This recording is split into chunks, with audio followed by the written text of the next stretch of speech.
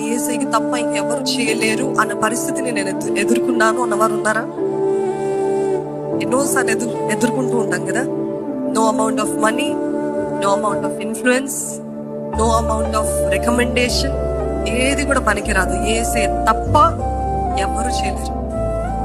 యేసయ్య స్వస్థపరిస్తే తప్ప, యేసయ్య గర్భము తెరిస్తే తప్ప, యేసయ్య కార్యము జరిగిస్తే తప్ప ఏ మనుషుడు చేయలేరు.